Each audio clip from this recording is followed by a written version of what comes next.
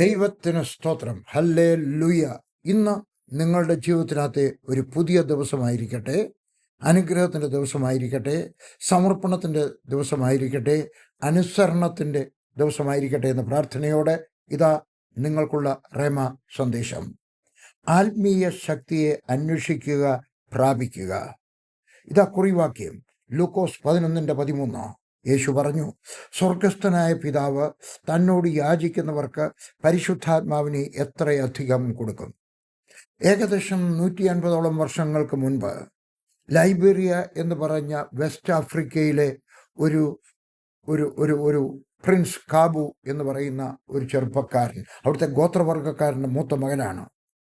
അവർ ഗോത്രവർഗക്കാർ തമ്മിലുള്ള യുദ്ധമുണ്ടായപ്പോൾ വേറൊരു ഗോത്രക്കാർ അവനെ പിടിച്ചു, അവനെ അടിച്ചു, അവനെ അടിമയാക്കി. അവൻ അവിടുന്ന് ഓടി രക്ഷപ്പെട്ടു.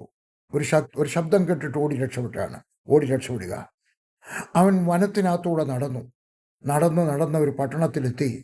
അവിടെ എത്തിയപ്പോൾ വേറൊരു ചെറുക്കൻ അവൻ്റെ പറഞ്ഞു, വാ, ഞാൻ സുവിശേഷ പ്രസംഗം കേൾക്കാൻ പോകും. അതെന്താണ്? യേശുവിൻ്റെ. അതാരാണ്? അറിയത്തില്ല. അവിടെ ചെന്നു. അവിടെ ഒരു സ്ത്രീ ഉണ്ടായിരുന്നു. പേര് ഞാൻ എവിടെയോ എഴുതി വെച്ചിട്ടുണ്ട്. യെസ്, ഒരു മിസ് നോൾസ്, KNOLLS, നോൾസ്. അവർ പ്രസംഗിക്കുന്നു. അവനിഷ്ടം തോന്നി. അവൻ ഒരു ദിവസം യേശു ക്രിസ്തുവിനെ രക്ഷിതാവായി സ്വീകരിച്ചു. 2 വർഷം ആ ചെറുപ്പക്കാരൻ, ഈ പ്രിൻസ് കാബു എന്ന് പറയുന്നവൻ, പിന്നെ അദ്ദേഹം സ്നാനപ്പെട്ടപ്പോൾ സാമുവൽ മോറിസ് എന്നാണ് അദ്ദേഹത്തിന് പേര് കൊടുത്തത്. അദ്ദേഹം അവിടുത്തെ സഭയിലെ ആക്റ്റീവ് മെമ്പറായിരുന്നു. വീടുകളൊക്കെ പെയിൻറ് ചെയ്ത് അവിടെ ജീവിച്ചു. പക്ഷേ ഈ വചനം പഠിപ്പിച്ച മദാമ്മയുടെ ചോദിച്ചു, നിങ്ങൾ പറഞ്ഞു പിതാവിനെ പറ്റി അതെനിക്ക് മനസ്സിലായി, പരിശുദ്ധാത്മാവിനെ പറ്റി മനസ്സിലായി, പിതാവിനെ പറ്റി മനസ്സിലായി, പുത്രനെ പറ്റി മനസ്സിലായി, പരിശുദ്ധാത്മാവാരാ എനിക്കത് അറിഞ്ഞുകൂടാ. ഏതായാലും ആ മദാമ്മ പറഞ്ഞതാണ്ട്, ഞാൻ എൻ്റെ അമേരിക്കയിലെ ബൈബിൾ കോളേജിലെ പ്രിൻസിപ്പലിന് ഒരു എഴുത്തു തരാം, നീ അദ്ദേഹത്തിൻ്റെ ഒക്കെ ചോദിച്ചിട്ട് അദ്ദേഹത്തിന് അറിയാമായിരിക്കും. അദ്ദേഹം അവിടെ നിന്ന് വീണ്ടും ഒറ്റ പൈസ കയ്യിലില്ലാതെ തുറമുഖത്തേക്ക് യാത്ര ചെയ്തു.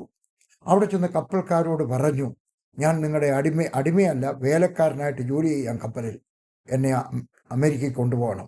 അവൻ അമേരിക്കയിൽ ചെന്നു. അവൻ നേരെ ഈ ബൈബിൾ കോളേജിൻ്റെ പ്രിൻസിപ്പലിനെ കണ്ടിട്ട് പറഞ്ഞു, പരിശുദ്ധാത്മാവിനെ പറ്റി പറഞ്ഞു തരണം. അവർ പറഞ്ഞു, ഞങ്ങൾക്ക് ഇത്രയേ അറിയത്തുള്ളൂ, പരിശുദ്ധാത്മാവിൻ്റെ സഹവാസം, മറ്റൊന്നും അറിയത്തില്ല. ഇനിയും പറയുന്നത് കേട്ടാട്ടെ. ഹല്ലേലൂയ. അവൻ അധ്യാപകനോടൊപ്പം സാമുവൽ ആരാധനയ്ക്കായിട്ട് പള്ളിയിലെത്തി. അന്ന് കറുത്ത വർഗക്കാരെ, ആഫ്രിക്കക്കാരെ വീട്ടിൽ കയറ്റത്തില്ല.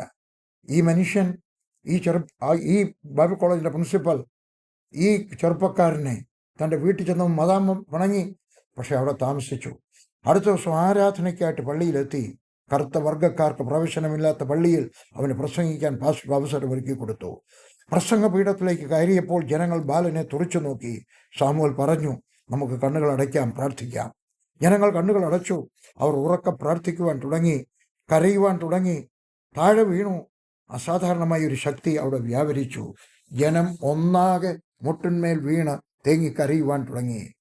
അത് അപ്പോസ്തല പ്രവൃത്തി 2 പെന്തിക്കോസ്ത് പ്രവർത്തനത്തിൻ്റെ ആവർത്തനമായിരുന്നു. Samuel Morris വിദ്യാഭ്യാസമില്ലാത്ത ഒരടിമയായിരുന്നു. അവൻ മുൻപൊരിക്കലും പ്രസംഗിച്ചിട്ടില്ലായിരുന്നു. വെള്ളക്കാരെ ഒന്നിച്ചു കണ്ടിട്ടില്ലായിരുന്നു. അവരുടെ മുമ്പിൽ നിന്നിട്ടില്ലായിരുന്നു. പക്ഷെ ദൈവം അവനെ ഉപയോഗിച്ചു. കാരണം അവന് ദൈവത്തെയും അവൻ്റെ അമിത ബലത്തെയും അടുത്തറിയുന്നതിന് വലിയ ദാഹമുണ്ടായിരുന്നു. ഞാൻ അദ്ദേഹത്തിൻ്റെ ജീവചരിത്രം മലയാളത്തിൽ പ്രസിദ്ധീകരിച്ചിട്ടുണ്ടായിരുന്നു. എൻ്റെ സ്റ്റോക്കില്ല. ഞങ്ങളുടെ ഏതെങ്കിലും ഓഫീസിലുണ്ടെങ്കിൽ ഒരെണ്ണം വാങ്ങിക്കുക.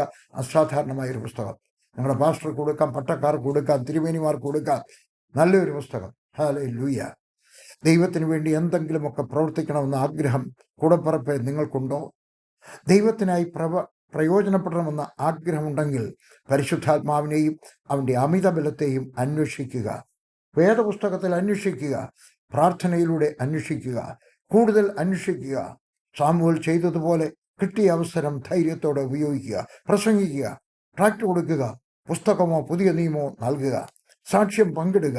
വലിയ അവസരങ്ങൾക്കായി കാത്തിരിക്കാതെ ഉള്ള അവസരം ഉപയോഗിക്കുക. ഇന്നു മുതൽ അത് ചെയ്യുക. ദൈവം പരിശുദ്ധാത്മാവിനാൽ നിങ്ങളെ നിറച്ച് നിങ്ങളെ ഉപയോഗിക്കട്ടെ എന്ന പ്രാർത്ഥനയോടെ യേശുവിൻ്റെ നാമത്തിൽ ആമേൻ.